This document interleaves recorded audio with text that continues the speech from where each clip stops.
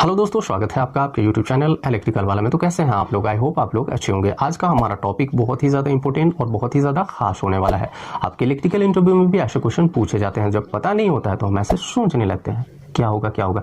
तो इससे क्या होगा, आपका इंप्रेशन जो है वो इलेक्ट्रिकल इंटरव्यूअर पे बहुत ही गलत पड़ेगा, जिससे आपका बहुत ही ज़्यादा नुकसान हो सकता है। या तो आप इलेक्ट्रिशियन हो या नहीं हो, सबके घरों में इलेक्ट्रिकल मोटर अवेलेबल होता है आजकल।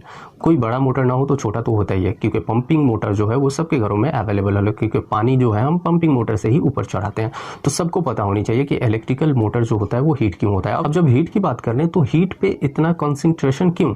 क्या होता है कि जब आपका मोटर हीट होगा तो वो मोटर आपका जल सकता है, जिसकी वजह से आपका बहुत ही ज़्यादा नुकसान हो जाएगा। तो पहले ही अवेयर हो जानी चाहिए कि मोटर जब हीट हो तो हमें क्या करनी चाहिए।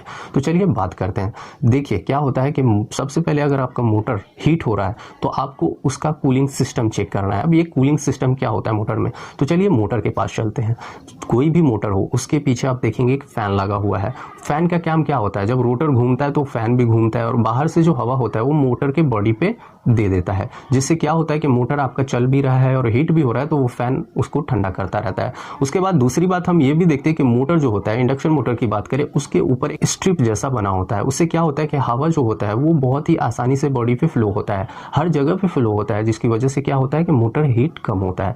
अब आपको वहां पे चेक ये करना है कि जो स्ट्रिप है क्या वो मिट्टी बालू या किसी वजह से जाम है क्या, या दूसरा ये भी चेक करना है कि आपका जो फैन है वो चल रहा है या टूट गया हुआ है। इस तरह से चेक कर सकते हैं कूलिंग सिस्टम को।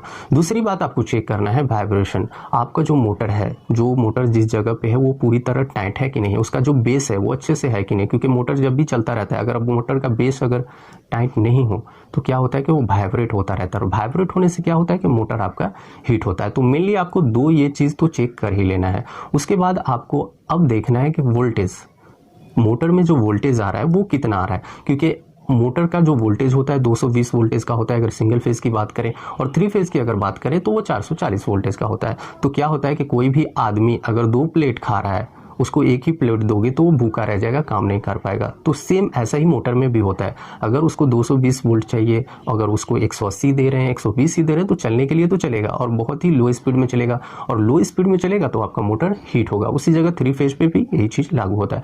तो आपको प्रॉपर वोल्टेज देना है मोटर के अंदर, तभी आपका मोटर हीट नहीं होगा।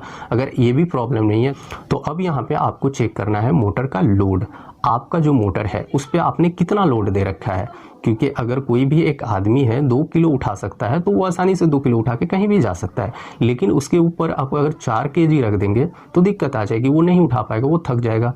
तो ऐसा ही मोटर के ऊपर आप अप्लाई करके देख लें, क्योंकि अगर आपका मोटर देखेंगे नेम प्लेट पे तो उस पर लिखा होता है FLC, फुल लोड करंट। तो आपको फुल लोड करंट कितना है उसके हिसाब से आपको लोड देना है मोटर पे। अगर ज़्यादा लोड हो जाएगा फिर भी मोटर आपका हीट होगा, और कम लोड हो जाएगा फिर भी आपका मोटर हीट होगा। तो इसलिए कभी भी मीडियम के हिसाब से आपको चलना है। अब हम यहाँ पे बात करते हैं कि फ्रीक्वेंसी भी अगर कम बेस हो जाए तो आपका मोटर हीट हो सकता है।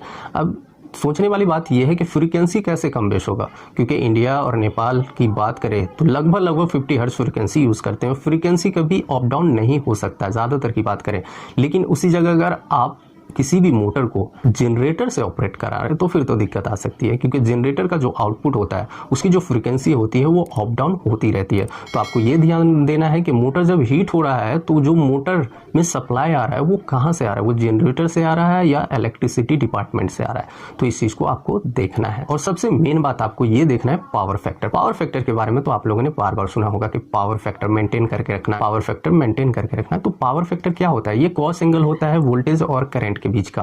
क्या होता है कि कभी करंट आगे बढ़ जाए और वोल्टेज पीछे रह जाए तो वो लीडिंग पावर फैक्टर होता है, उसी जगह करंट पीछे रह जाए और वोल्टेज आगे चला जाए तो वो लैगिंग पावर फैक्टर होता है। अगर दोनों एक साथ जाए तो वो यूनिटी पावर फैक्टर होता है। तो आपका यूनिटी पावर फैक्टर तो लगभग नहीं होता, लेकिन आपका जो पावर फैक्टर है वो लीडिंग रखना है। जैसे कि 0.8 एक स्टैंडर्ड फॉर्म है पावर फैक्टर का, उसको मेंटेन रखना है। अगर उससे भी कम हो जाता है तो आपके मोटर पे इफेक्ट पड़ता है, वो हीट होने लगता है और आपका लॉस भी बहुत ज़्यादा होता है। चलिए दूसरी बात करते हैं बैरिंग की।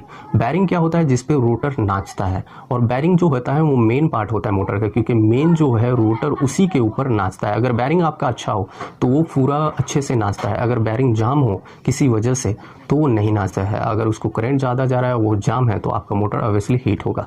तो जो बैरिंग होता है उसको मेंटेनेंस मेंटेनेंस की ज़रूरत पड़ती है, बार बार ऑयलिंग या ग्रेसिंग की ज़रूरत पड़ती है। अगर आप उसको ये नहीं दे रहे हैं तो आपका बैरिंग भी ख़राब हो सकता है। अब हम यहाँ पे बात करते हैं रेसिस्टेंस की। मोटर का जो रेसिस्टेंस होता है उसको भी आप चेक कर सकते हैं अगर आपका मोटर हीट हो रहा है। कैसे चेक करेंगे? क्या होता है कि मोटर अगर 3 फेज की बात करें तो उसमें 3 कॉइल होते हैं। तीनों कॉइल का रेसिस्टेंस लगभग एक जैसा होनी चाहिए। अगर तीनों कॉइल का रेसिस्टेंस अलग अलग है, बहुत ही ज़्यादा काफ़ी फर्क पड़ रहा है रेसिस्टेंस में, तो आपको ये समझ जानी चाहिए कि आपके मोटर में कोई फॉल्ट है, करंट ज़्यादा ले रहा है। और करंट अगर ज़्यादा लेगा तो आपका मोटर हीट होगा ही। तो आई होप आप लोगों को अच्छी तरह समझ में आ गया होगा कि मोटर हीट क्यों होता है। बहुत सारे ऐसे पॉइंट हैं जिसको आपको देखते जाना है और स्टेप बाय स्टेप चेक करना है। अगर फिर भी आप लोगों को कुछ समझ में नहीं आया हो इस टॉपिक के रिलेटेड तो आप कमेंट सेक्शन में कमेंट कर सकते हैं। अगर आप नए हैं मेरे चैनल पर तो चैनल को बिल्कुल सब्सक्राइब कर लें इलेक्ट्रिकल के वीडियो हिंदी में देखने के लिए। तो मिलते हैं आपसे अगले वीडियो में अगले टॉपिक के साथ। तब तक के लिए बाय बाय, टेक केयर।